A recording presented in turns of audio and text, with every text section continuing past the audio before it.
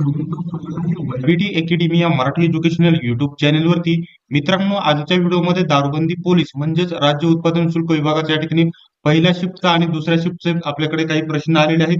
ते प्रश्न आजच्या व्हिडिओमध्ये आपण सविस्तर बघणार आहोत. अशाच प्रकारचे अपडेट सर्वात प्रथम बघत राहण्यासाठी आपल्या वायबीटी अकॅडमी या युट्यूब चॅनेलला सबस्क्राईब करा, सोबतच बेल आयकॉनलाही ऑन करा, म्हणजे आपले नवनवीन व्हिडिओ तुम्हाला नक्कीच बघायला भेटतील. तर मित्रांनो, असा प्रश्न जीके मध्ये विचारला गेला होता की बघू शकता, महात्मा गांधी यांच्यावरती प्रश्न विचारला होता. महात्मा गांधींनी यांनी काँग्रेसचा राजीनामा केव्हा दिला? केव्हा दिलेला होता? तर सन 1900 बघू शकता 1934 मध्ये महात्मा गांधी यांनी काँग्रेसचा राजीनामा दिलेला होता. तर मित्रांनो, आजच्या व्हिडिओमध्ये आता आपल्या महत्वाचे 15-16 प्रश्न भेटलेले आहेत. तर त्याच टॉपिकवरती काल आणि परवा ज्या टॉपिकवरती प्रश्न विचारले गेलेले होते तेच टॉपिक पुन्हा रिपीट करण्यात येत आहे. त्यासाठी व्हिडिओ तुम्ही शेवटपर्यंत बघायचा आहे.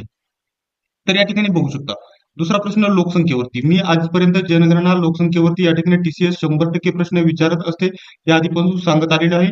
तर बघू शकता, प्रश्न असा विचारला होता, भारतातील हिंदू लोकसंख्या किती टक्के आहे? भारतातील विचारले होते की महाराष्ट्रातील विचारले होते? याच्यामध्ये कन्फ्युजन अजूनही आहे, परंतु भारतात या ठिकाणी हिंदू लोकांची संख्या 79.8% आहे, हे लक्षात ठेवायचे आहे.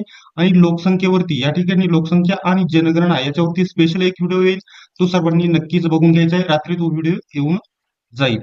त्याच्यानंतर बघू शकता, पुढचा प्रश्न असा विचारण्यात आलेला होता, कोणती पर्वतरांग महाराष्ट्रातील आहे? वेगवेगळ्या पर्वतरांगाची नावे या ठिकाणी देण्यात आलेली होती, परंतु त्याचं योग्य उत्तर होतं शंभू महादेव डोंगररांग, ही आपल्या महाराष्ट्रात स्थित असलेली डोंगररांग आहे. त्याच्यानंतर बघू शकता, होमरूल चळवळ. होमरूल चळवळ ही याच्यामध्ये काही नक्की नाही, होमरूल चळवळ होती की होमरूल लीग होती, याच्यावरती एक प्रश्न होता. प्रश्न असा होता की लोकमान्य टिळक यांनी होम रूल लीगची स्थापना कुठे केलेली होती? तर ब्रिटनमध्ये होम रूल लीगची स्थापना केली होती लोकमान्य टिळक यांनी.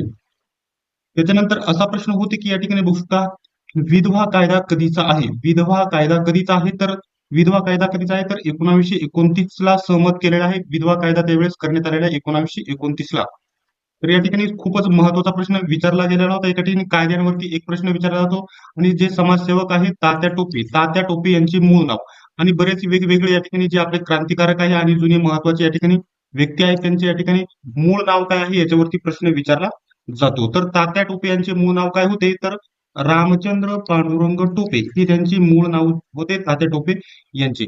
तर मित्रांनो, वेगवेगळे जे टीसीएस चे टॉपिक आहेत, टीसीएस चे वेगवेगळे 25 ते 26 किती एकूण 25 ते 26 या ठिकाणी टॉपिक आहेत. त्याच्यावरती टीसीएस प्रत्येक वेळेस प्रश्न रिपीट करत असते. त्यासाठी आपण या ठिकाणी एकदम महत्वाच्या नोट्स तुमच्या सरावासाठी एकूण किती पीडीएफ तर या ठिकाणी बघू शकता, एकूण 50 ते 60 पीडीएफ, म्हणजे या ठिकाणी सर्व प्रश्नपत्रिका स्वरूपामध्ये 50 ते 60 पीडीएफ अति महत्वाचे आपण तयार केलेले आहे. आणि जे टीसीएस 25 ते 30 टॉपिक हे आहेत त्याच्यावरती वेगवेगळ्या नोट्स 4 विषयांची, मराठी व्याकरण, इंग्रजी व्याकरण, सोबतच सामान्य ज्ञान म्हणजे जीके, आणि या ठिकाणी जे बुद्धिमत्ता आणि गणित आहे त्याच्यावरती सर्व सरावासाठी प्रश्न आणि वेगवेगळे स्टडी मटेरियल बनवण्यात आलेले आहे. आणि या ठिकाणी न्यू लेटेस्ट 18 प्रश्नपत्रिका, एकूण 18 पीडीएफ स्वरूपामध्ये प्रश्नपत्रिका देखील बनवलेला आहे. तर हे सर्व स्टडी मटेरियल आणि जुन्या प्रश्नपत्रिकांचा देखील त्याच्यामध्ये समावेश असणार आहे. आणि सोबतच चालू घडामोडीवरती देखील समावेश, त्याच्या चालू घडामोडीच्या प्रश्नांचा समावेश असणार आहे. सर्व महिन्यांच्या चालू घडामोडी तुम्हाला महिन्याच्या वाईज तुम्हाला बघायला भेटतील, दिवसाआड बघायला भेटतील. तर मित्रांनो, हे सर्व स्टडी मटेरियल आधी आपण या ठिकाणी विकत होतो किती रुपयाला? तर 119 रुपयांना या ठिकाणी विकत होतो, परंतु या ठिकाणी विद्यार्थ्यांचे पेपर चालू आहे आणि बऱ्याच विद्यार्थ्यांच्या मागणीनुसार याची किंमत फक्त आता बघू शकता, तर 129 बघू शकता स्क्रीनवरती, फक्त 129 रुपयाला याची किंमत ठेवलेली आहे. आणि सर्व स्टडी मटेरियल तुम्हाला चांगल्या प्रकारे आणि पीडीएफ स्वरूपामध्ये भेटणार आहे. हे स्टडी मटेरियल खरेदी करण्यासाठी तुम्हाला बघू शकता 91 39 64 31 99 या नंबरवरती या ठिकाणी तुम्ही 129 रुपयाचं पेमेंट करायचं, कॉल मेसेज करायचे आणि डायरेक्टली पेमेंट करायचे आहे. त्याच नंबरवरती तुम्ही स्क्रीनशॉट पाठवायचा 91 39 64 31 99 अशा प्रकारे आहे. तर या ठिकाणी आता पुढील कोणकोणते टॉपिक विचारले होते पहिल्या शिफ्टला आजचा ते देखील आपण बघू शकता. तर प्रश्न असा या ठिकाणी, या प्रश्नाचं ज्या विद्यार्थ्यांचं सर्वात प्रथम ज्या विद्यार्थ्यांनी हे प्रश्न पाठवले, 2 विद्यार्थ्यांनी हे प्रश्न पाठवले, त्यांचं या ठिकाणी स्वागत करतो आणि अभिनंदन करतो, धन्यवाद करतो त्यांनी हे प्रश्न पाठवल्याबद्दल. तर मित्रांनो स्क्रीनवरती तुम्ही बघू शकता, हा पॉईंट असा आहे की बघू शकता, प्रश्न असा होता की 2023 मध्ये एका खेळाडूचे निधन झाले, तो कोणत्या खेळाशी संबंधित होता. परंतु या ठिकाणी त्या खेळाडूचे नाव या ठिकाणी त्या विद्यार्थ्यांनी सांगितले नाही, परंतु त्या लक्षात राहिले नसेल. एक खेळाडू होता, त्याच्या या ठिकाणी निधन झालेले आहे, तो कोणत्या खेळाशी संबंधित होता असा प्रश्न विचारला होता. म्हणजे हा प्रश्न निधनावरती विचारला होता. निधन तुम्ही ज्यांचे महत्वाचे व्यक्ती आहे 2023 आणि 22 मध्ये ज्यांचे निधन झालेले आहे त्याच्यावरती तुम्ही बघून घ्यायचे आहे. त्याच्यावरती एक प्रश्न विचारला जाईल. हा एक चालू घडामोडीचा प्रश्न झाला. त्याच्यानंतर व्याकरणामध्ये वृक्ष, एकदम वृक्ष या शब्दाला समानार्थी शब्द कोणता होईल, तर झाड अशा वेगवेगळे समानार्थी शब्द आहे. वृक्षाला समानार्थी शब्द कोणता असा एक प्रश्न विचारण्यात आलेला होता. तर दुसऱ्या क्रमांकाचा प्रश्न व्याकरणाचा होता. तर या ठिकाणी अनेक शब्दांसाठी म्हणजे या ठिकाणी हरणांचा काय असतो, हरणांचा काय असतो, तर हरणांचा कळप, याच्यावरती हा एक प्रश्न विचारले होते. याच्यासारखे 2 प्रश्न अजून विचारण्यात आलेले होते. मराठी व्याकरण सोप्या पद्धतीचे विचारलेले होते. त्याच्यानंतर मराठी वर्णमालिकेवरती एक प्रश्न विचारला, ए हा वर्ण कोणता, कोणता वर्ण आहे याच्यावरती एक प्रश्न विचारलेला होता. आणि बुद्धिमत्तेमध्ये एक, समजा एक असा टेबल आहे आणि 4 व्यक्ती या ठिकाणी, 8 व्यक्ती बसलेल्या आहेत, इथे एक बसला आहे, इथे एक, अशा ठिकाणी बसलेले आहे आणि कोण कोणाच्या शेजारी असे त्याच्यावरती एक प्रश्न होता. एक म्हणजे मोठा प्रश्न होता आणि त्याच्यावरती उपप्रश्न 3 होते. म्हणजे याच्यावरती फक्त टेबल लाईन वरती असणे 3 प्रश्न तुम्हाला विचारले गेलेले होते.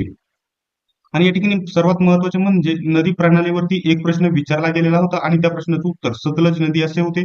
कोणती नदी भारतातील आहे असा प्रश्न विचारण्यात आलेला होता. सतलज नदी भारतातील आहे, याचं योग्य उत्तर असे होते. तर या ठिकाणी चालू घडामोडीवरती या ठिकाणी 3 प्रश्न, एका विद्यार्थ्याने सांगितले की चालू घडामोडीमध्ये 3 प्रश्न होते आणि एका विद्यार्थ्याने सांगितले चालू घडामोडीवरती 4 ते 5 प्रश्न होते. म्हणजे या ठिकाणी जर 5 प्रश्न चालू घडामोडी या टॉपिक वरती विचारले जात असतील तर म्हणजे एका प्रश्नाला 2 गुण, म्हणजे तुमचे या ठिकाणी 10 गुण या ठिकाणी नक्की होतात. आणि आपल्या नोट्स खरेदी केल्याच्या नंतर सर्व महत्वाच्या चालू घडामोडी टीसीएस आणि आयबीपीएस नुसार तुम्हाला भेटून जातील. तर तांत्रिक प्रश्न जे टीसीएस आणि या ठिकाणी आरोग्य विभागाला जे तांत्रिक प्रश्न विचारले जातात, अन्ननलिका, उत्सर्जन, प्रजनन असे वेगवेगळे जे टॉपिक आहे त्याच्यावरती या ठिकाणी सायन्सचे, हे सायन्सचे प्रश्न एकूण 6 प्रश्न तुम्हाला विचारले गेले होते. सायन्सच्या देखील आपण नोट्स तयार केलेल्या आहेत, म्हणजे या ठिकाणी स्टडी मटेरियलमध्ये हा टॉपिक तुम्हाला इन्क्लूड होऊन जाईल. त्याच्यावरती तुम्हाला नक्कीच प्रश्न विचारले जातात. त्याच्यानंतर अखंडित योग्य शब्द, जसा आशीर्वाद शब्द कसा योग्य लिहितात, तर अखंडित हा योग्य शब्द कसा लिहितात अशा प्रकारे योग्य शब्द निवडाल. अखंडित हा शब्द विचारला होता आणि योग्य शब्द तुम्ही कसे आहेत आपल्या बाळासाहेब शिंदे सरांच्या पुस्तकातून तुम्ही सर्व शब्द बघून घ्यायचे आहेत.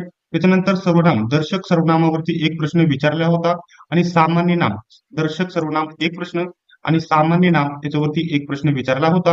आणि या ठिकाणी नमो योजना शेतकरी, नमो शेतकरी योजनेवरती एक प्रश्न विचारला होता. म्हणजे योजनांवरती हा देखील चालू घडामोडीचा प्रश्न झाला. योजनांवरती एक प्रश्न विचारला जातो.